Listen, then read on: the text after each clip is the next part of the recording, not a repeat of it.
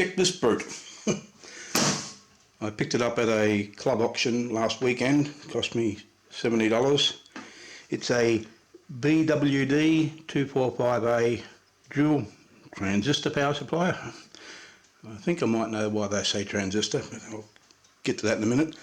It's two independent power supplies, here and here, which are rated at 30 volts and 5 amps, but with this switch here you can have them independent, or you can put them in series to get up to 60 volts, or in parallel to get up to 10 amps. And the meters, you can only look at each one power supply at a time, or current with this one. 3 fuses, main power switch. What's this do? Oh yeah, that's the output enable. There's the voltage control, and you can set the current limit by pressing that button and turning this, or monitoring the current, and it's got a vernier for fine control.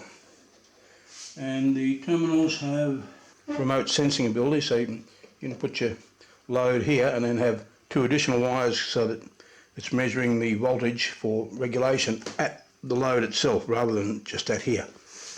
And earth terminals. So yeah, it's a heavy brute.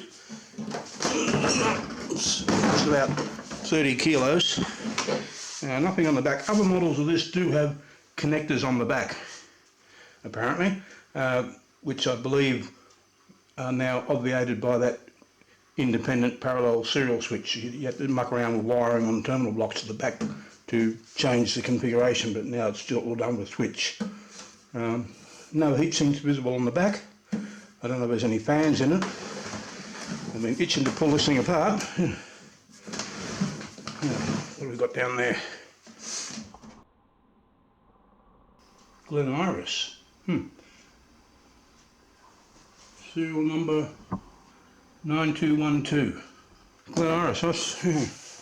I didn't know BWD was there. So yeah, BWD is a well-known Australian, mostly test equipment, I think, manufacturer. Now defunct, of course, like everything else. But they made some pretty good equipment, more low-end educational stuff, but I imagine this was intended for professional use. But yeah, no longer with us. Now the weight on this thing is nearly all over here on this side, so I think we'll find a big transformer on that side of the beast when we open it up, which I'll do now. Right, looks like just taking off the 8 screws that hold the handles down. Bit of rust will enable the lid to be lifted, so get these out of the way and lift the lid. A bit dirty.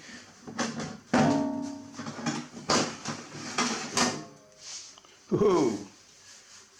Brute. Yes, as suspected. Huge transformer over here. There's where the handles connect these 2 heavy straps, but there's this brute of a transformer and 2 large heat sinks, and yes, there's a fan at the back, and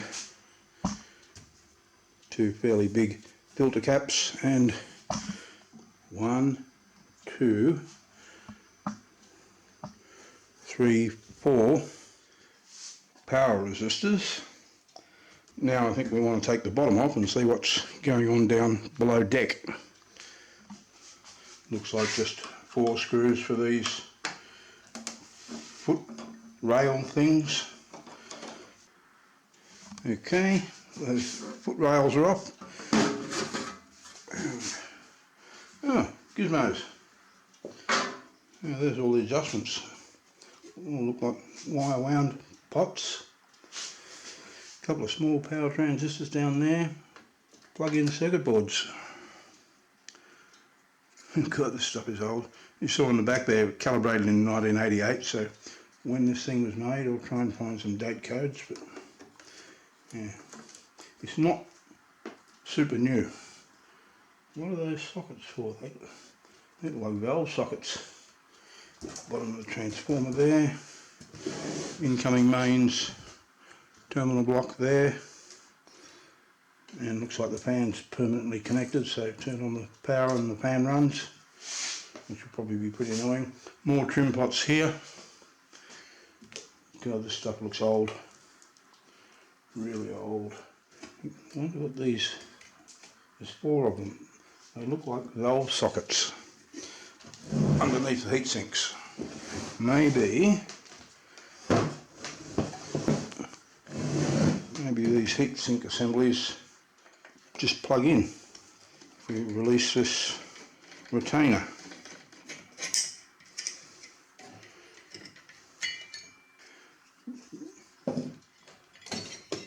They do. Plug in regulators.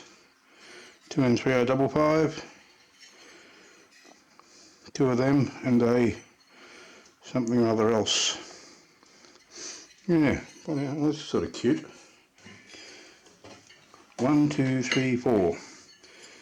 Shouldn't be hard to remember, especially since it's now on video. 2M3054, I think. Pull the others out. Number 3.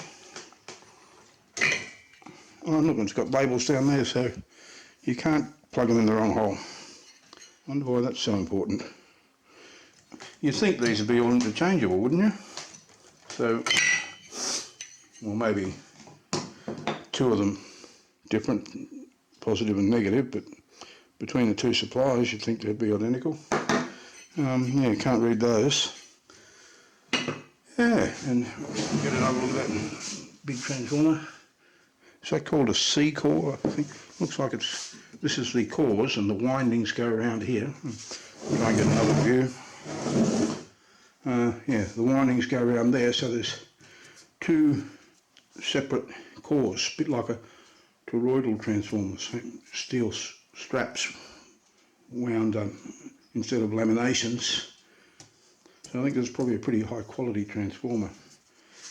That might be worth the $70 just there. And I mentioned, got this wrong, when you're adjusting the current, you just have to set which range you're in. 50 to 500 milliamps or half an amp to 5 amps, and you adjust this for whichever limit range you want to be in. So let's have a bit more of a look around this thing. The electrolytic capacitors, 8,000 microfarads, 55 volts. Ducon, made in Australia, Ducon. I've got to look that up. I've only ever seen Ducon condensers. That's how old Ducon is. They're normally Ducon condensers. I've only ever seen them in old valve radios. I'm not sure when they finally went under, but it just adds to the idea, the feeling that this thing is quite old. This thing also wouldn't have got a 5-star energy rating, I don't think. I mean, there's a lot of power transistors which are meant to get hot without doing any useful work. But these big power resistors here, which are parallel by the way, the terminals are joined together. Same on the other side. There's a couple of power transistors down there. There's power resistors here, here, here. There's stand-up ones there and there. More big resistors there. Yeah, another 4 along there. So a lot of places that seem to be dissipating heat. These old capacitors, I haven't seen that style, these ones. Can't see any markings on them. I think they were made by Philips. You had those sort of capacitors and these sort of electrodes in the Philips electronic engineer kits that, well, I had one as a kid. And all this wiring, look at it all. Imagine putting that together. It was probably assembled not like this, you know, assembled separately so it was easy to work on, but still, so much work. All these wiring looms running around everywhere. These wire wound pots, A.G. Naunton, Naunton. made in Melbourne. That look pretty good, doesn't it? 1, 2, 3, 4, 5, 6, 7, 8, 9. 1, 2, 3, 4, 5, 6, 7, 8, 9 at least.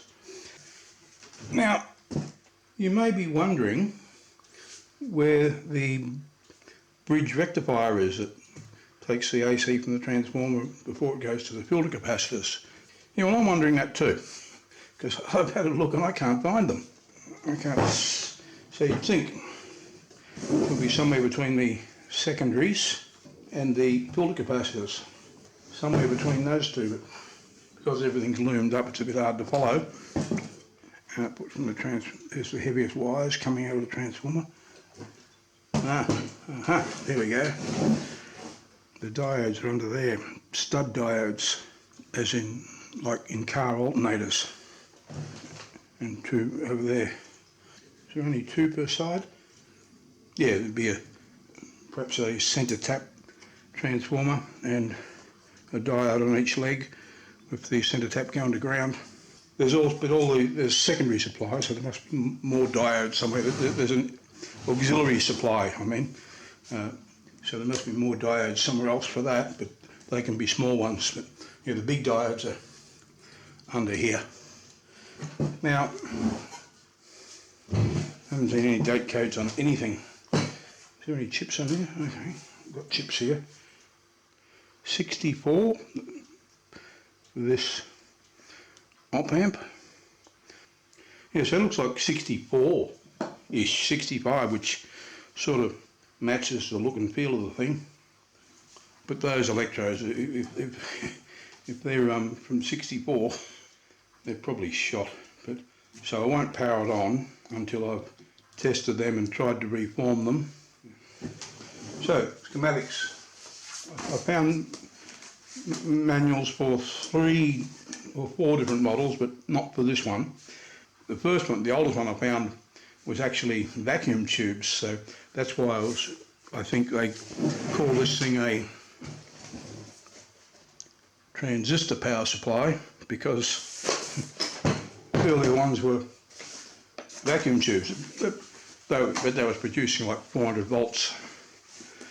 This is the model 255, so it's, if the numbers go up chronologically, which is not necessarily true, but anyway, this is a single supply, or a multi-supply, not a dual like this one.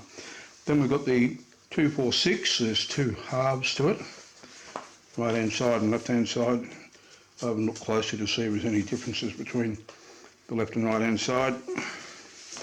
And then there's the model 242. Let's look at one side of the 246 and one side of the 242, and without going over it with a fine tooth comb, they look very similar. They're not exactly the same, but they're similar. And this thing here, C note 2, I think this is the pass element here. 4 terminals, there's 1, 2, 3 wires there, and one on the other side. Although it looks like it goes to pin 2, 3, 4 and 5 instead of 1, 2, 3 and 4, but you have to take this off to be sure. And you see this shows 4 diodes on each side, so there must be more diodes under that top plate of the transformer that I didn't see, or they've done it differently with a centre tap. Now there's only 1 of these per side, but this beast has 2, so another difference. And this C note 2 on both of them refers to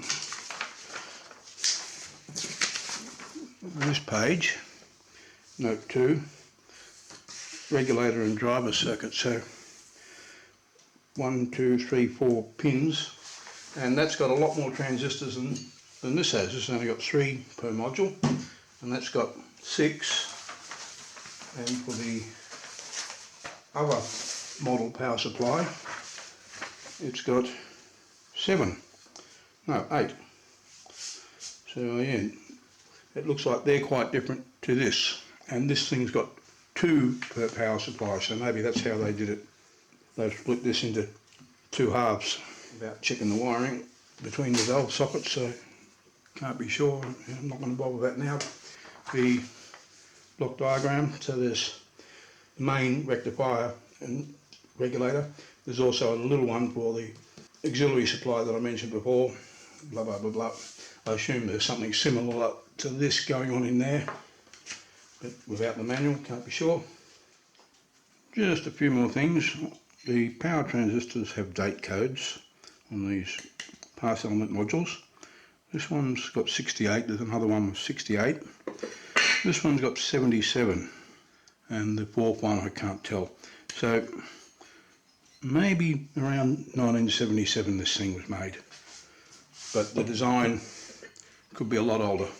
The power transformer, 35 volts with a centre tap, so that's why there's only 2 diodes per power supply, 1 diode on each of the legs, and the centre tap is ground. And so we've got 2 there. Mains coming in nice and easy to touch. What have they done there?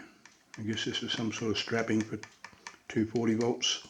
And it looks like we've got a 30 volt supply and a 10 volt tapping, which will be for the auxiliary supply. And SH, that might be a electrostatic shield between the primary and the secondaries, just to help with noise. And finally, I've reformed and tested these capacitors using my little electrolytic capacitor tester. I've done a video on this thing.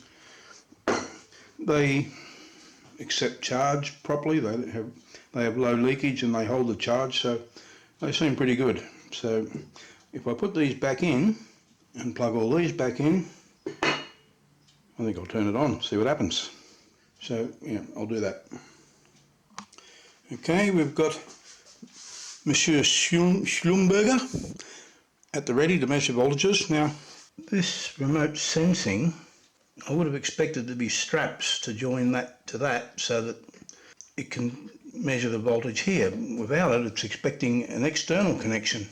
So, not sure what's going on there. It may not produce any voltage. Might have to put straps across there, but first, I haven't even plugged it in yet, so I'll plug it in and just see that no sparks fly even switched off. Watching for badness while I plug in the power. Okay, nothing exploded. Here's the big test. Turn on the power. Transformer hum and the fan goes. It's actually pretty quiet. Nothing coming out, but we've got it in standby, so I'll turn the volts right down and 0.01 volt. Start winding up the volts, looking at meter number 1 and nothing. Probably to do with this remote sensing. I'll just see if it's the same on the other supply.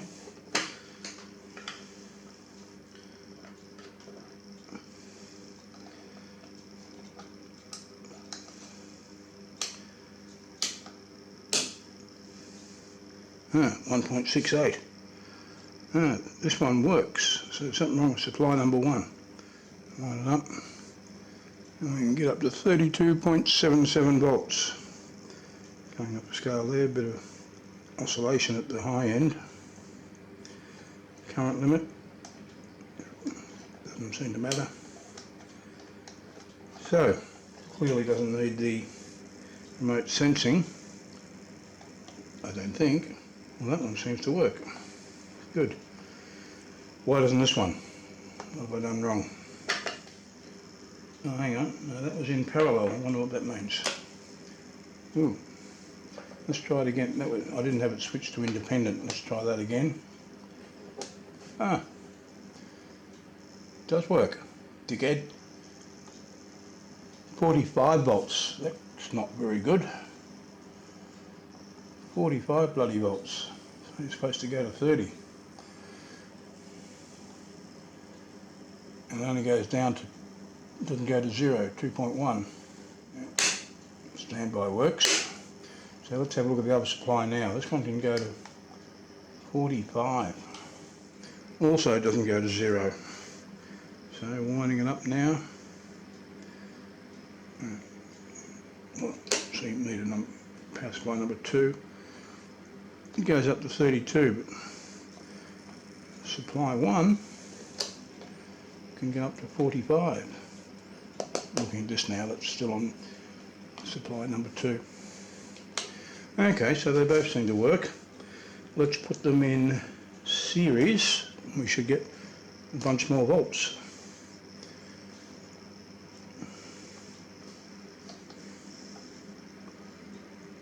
.50 volts. And we're overranging. 63 volts. That seems about right. Independent. Now we're getting 51 out of supply number 2. But it's dropping down. Some capacitor discharging. I suppose we should put a load on it. That's independent. Parallel.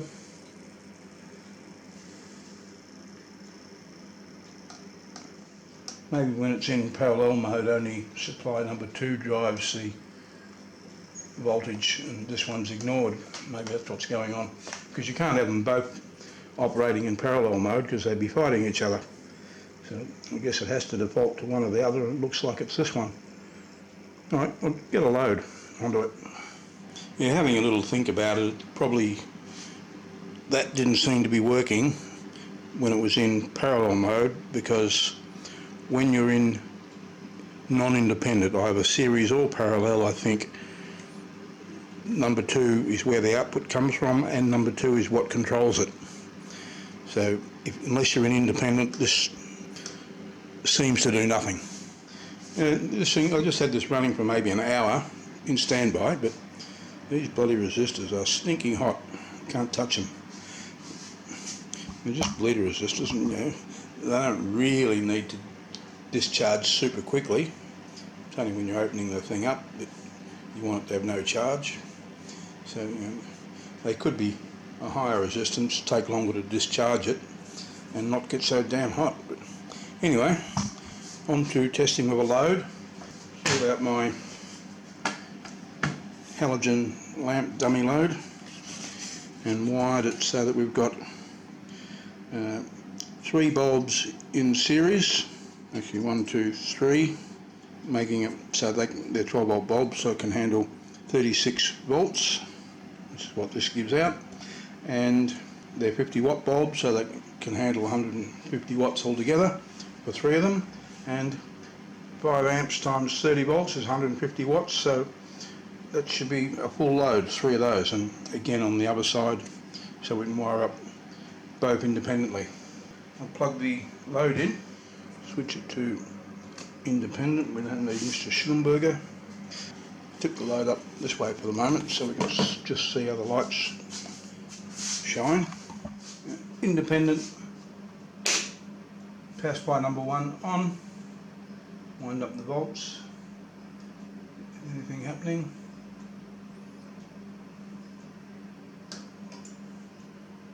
What happened then? What happened then? We've got, looks like even an amp with this turned right down. Current limit set up full. Wind up the voltage again. Now they're on. Not all of a sudden.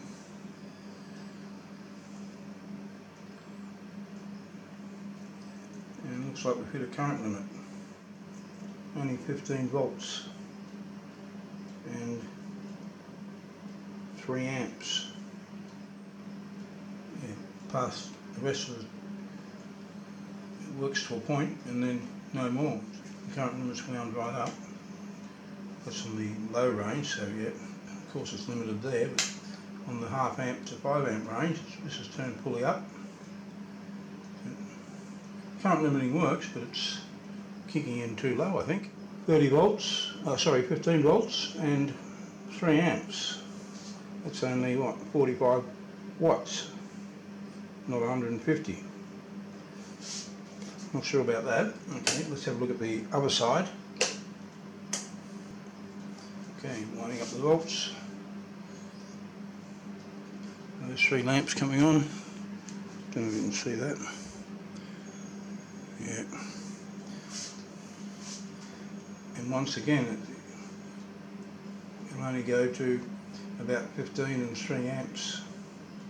Why is that? Am I thinking wrong? Don't know.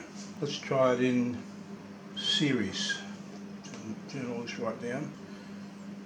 Turn up the volts. Doesn't matter with it. And I think in non-independent it doesn't matter where this is. But it still only goes up to a point. Turn the knob further, it doesn't rise anymore. 20 volts, about 3.5 amps, a bit more. Not sure what's going on there. Alright, turn that down and parallel. Winding it up again.